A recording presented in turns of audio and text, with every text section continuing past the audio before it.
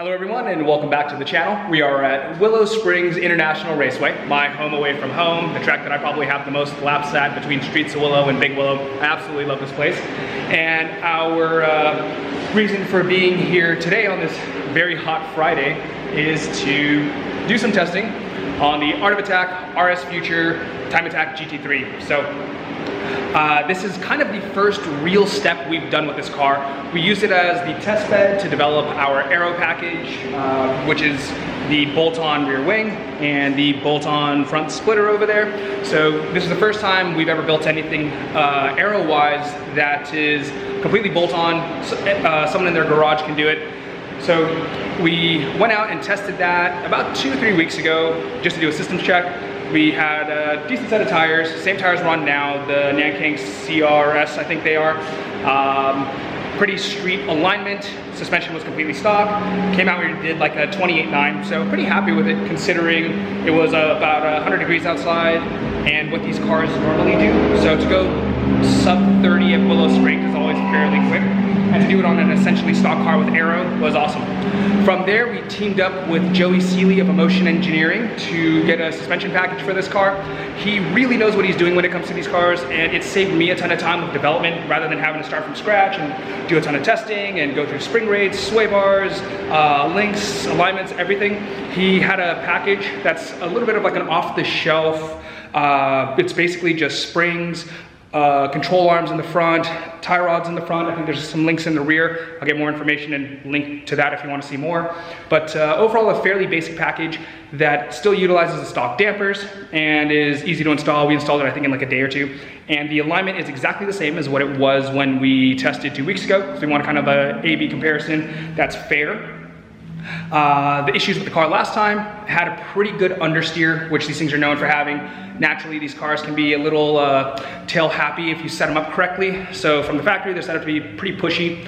The new setup is hopefully going to eliminate that. The alignment is far from ideal. I think we're around 2 in the front, 2.3 in the rear, which is about the same as what we had before. I'd like to have a lot more out of both the front and the rear. We compensated with a little bit of rake, so pointed the front down a little bit to try and get a little bit more rotation in it. And other than that, I think that's basically it. And that's only about 2-3 millimeters from what it was at last time we were here. So the big change is going to be the spring rates and getting some of the rubber and whatnot out of it. So the goal is just to go faster than we did last time. Conditions are about the same. It's 95 or 80, 90, 95 degrees right now. And when we did that 128.9, it was about 98. So it's not like it's very different. Go out, hopefully go quick and see what happens.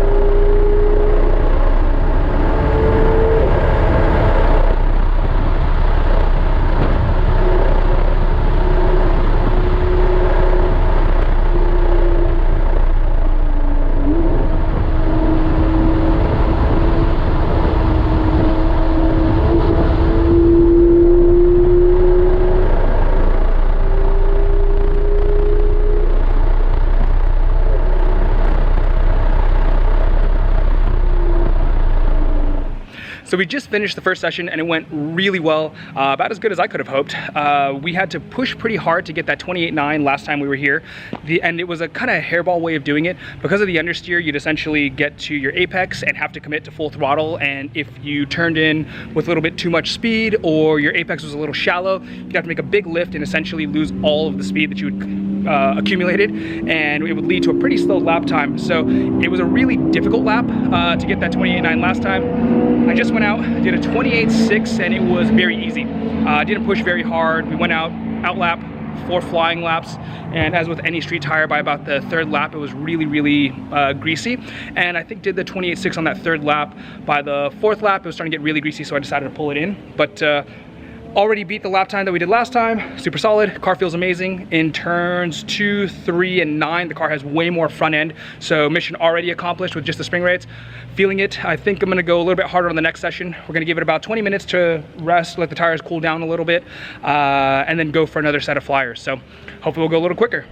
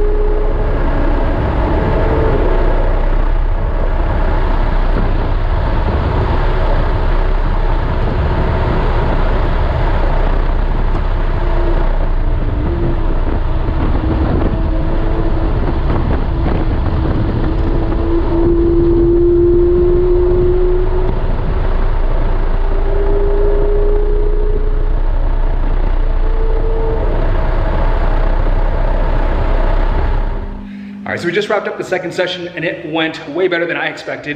Went out and immediately did a 27.0, and the car was really easy and friendly to drive. Followed it up with a 26.6, which is very quick at this track, especially considering how lightly modified this car is. Aero and a very mild suspension package, essentially springs and arms. Joey did a great job, very happy with the Motion Engineering package. Car was much easier to drive, and I think once we get proper alignment on it, the car will be pretty much perfect for an OEM plus street build. Because it's a little bit of a softer setup too, it worked really well on this track. This track's really bumpy and high speed, so it's very easy with stiff cars for the car to get pretty upset. You almost need to have like a special setup just for this track because it's so unique, and this setup worked really well. I'm excited to try it on a slower track, maybe Streets of Willow or Button Willow, which is more of a mid-speed track, but overall really happy. Suspension did its job, thanks Joey.